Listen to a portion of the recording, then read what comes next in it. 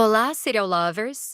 Bem-vindos ao Serial Friday, o quadro do canal onde a gente mergulha nas séries mais sombrias, perturbadoras e fascinantes do universo criminal. Hoje a gente vai falar de um caso real que chocou a Argentina inteira, atravessou gerações e até hoje provoca desconforto, indignação e muitas perguntas sem resposta. Um crime que não abalou apenas uma família, mas expôs o pior da mídia, da sociedade e da forma como mulheres são julgadas, mesmo depois de mortas. Essa é a história de Nora Dalmasso, retratada na série documental da Netflix As Mil Mortes de Nora Dalmasso. E hoje a gente chega ao terceiro e último episódio dessa série. O episódio que promete respostas, mas entrega algo ainda mais incômodo.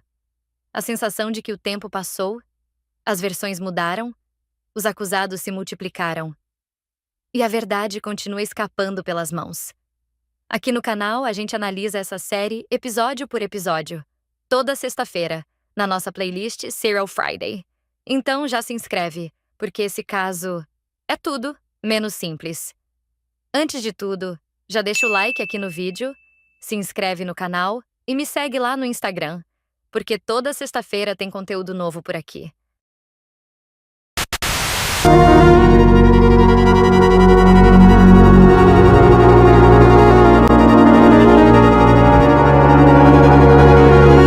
O terceiro episódio começa 10 anos depois da morte de Nora.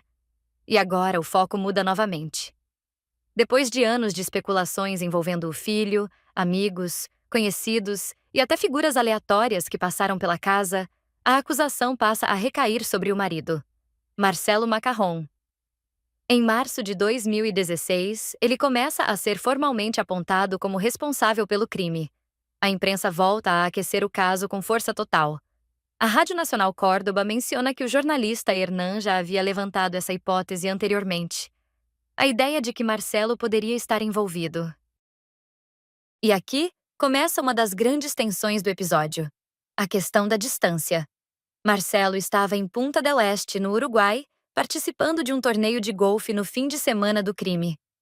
A cidade de Rio Quarto, na Argentina, fica a centenas de quilômetros de distância.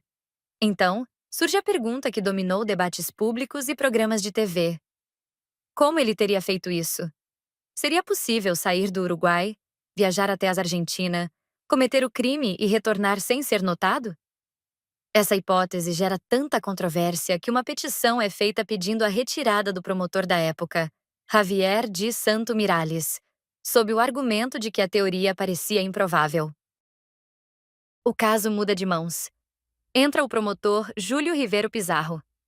E ao invés de manter a linha do promotor anterior, que sugeria a autoria direta, Pizarro apresenta uma nova tese.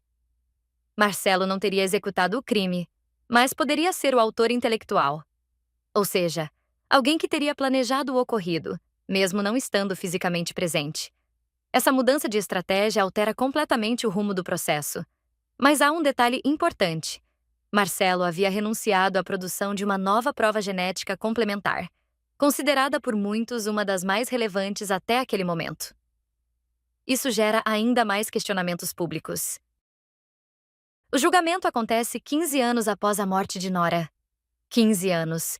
Uma geração inteira praticamente cresceu ouvindo falar desse caso. No tribunal, Marcelo decide enfrentar o processo. Se fosse considerado culpado, poderia receber pena de prisão perpétua. Durante seu depoimento, ele fala sobre o que chamou de tormenta vivida ao longo daqueles anos. Não apenas o luto pela esposa, mas o peso constante das acusações, dos olhares, das manchetes. Ele relembra o dia 25 de novembro de 2006. Conta que o fim de semana havia sido tranquilo. O torneio de golfe tinha ocorrido normalmente. Ele tentou ligar para Nora, mas ela não atendeu. E naquele momento, segundo ele, isso não pareceu alarmante. Poderia estar ocupada, ter saído para resolver algo. Ele também menciona o impacto devastador das acusações anteriores contra o filho Facundo. Segundo Marcelo, aquilo foi um golpe duro demais para a família. E aqui, o episódio faz algo muito forte. Mostra que, independentemente de culpa ou inocência, a exposição pública já havia causado danos profundos. A mídia, porém, não comprava facilmente a imagem de viúvo injustiçado. Começam a surgir teorias, supostos problemas financeiros, rumores de crise no casamento, possíveis intenções de divórcio. Nada disso apresentado como prova definitiva, mas debatido exaustivamente em programas e jornais.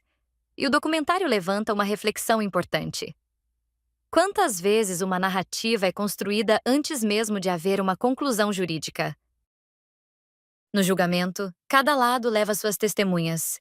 Duas amigas de Nora ganham destaque.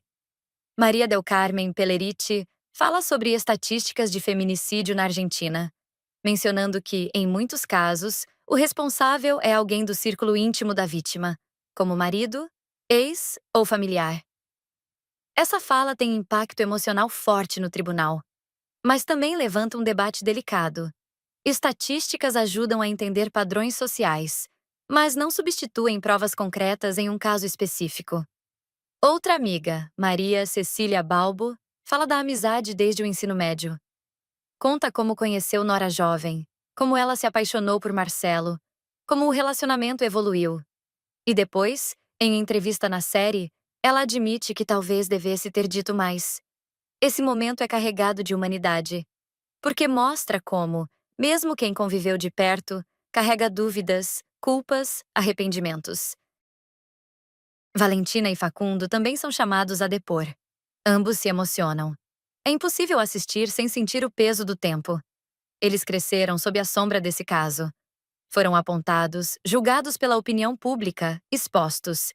Independentemente de qualquer desfecho judicial, a vida deles foi marcada para sempre.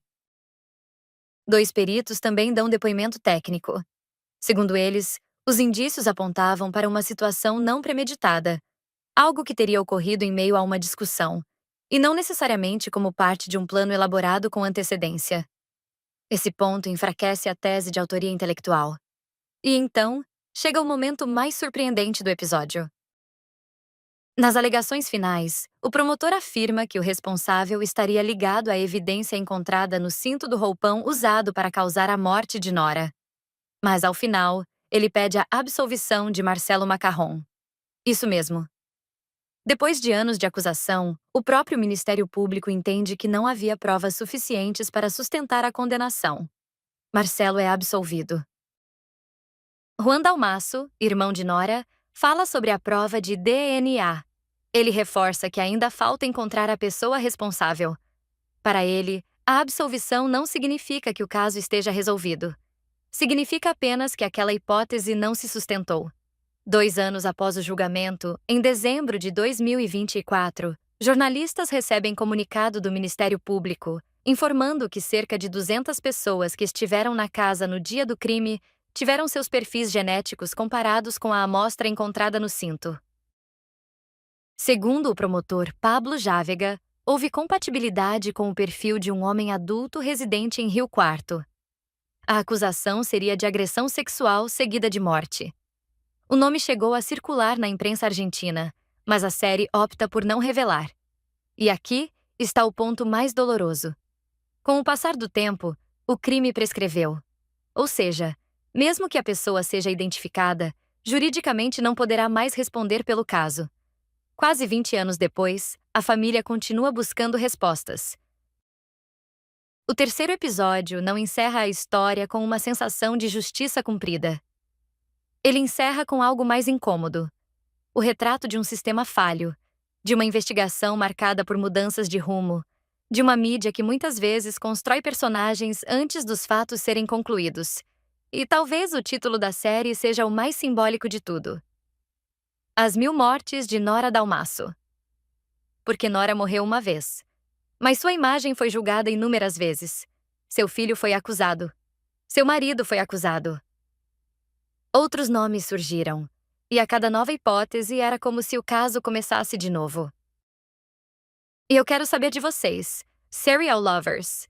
Vocês acreditam que a absolvição foi justa? Vocês acham que a verdade finalmente veio à tona com o avanço da análise genética? Ou esse é um daqueles casos que entram para a história como um enigma permanente? Deixa aqui nos comentários o que você pensa. Se você acompanhou os 3 episódios comigo, comenta aqui também qual momento mais te impactou nessa série. E não esquece, sexta-feira que vem tem mais Serial Friday. Porque quando a gente fala de crimes reais, não é só sobre mistério. É sobre sociedade. É sobre justiça. É sobre memória. E, principalmente, é sobre nunca esquecer que por trás de cada caso existe uma pessoa real. Até o próximo vídeo.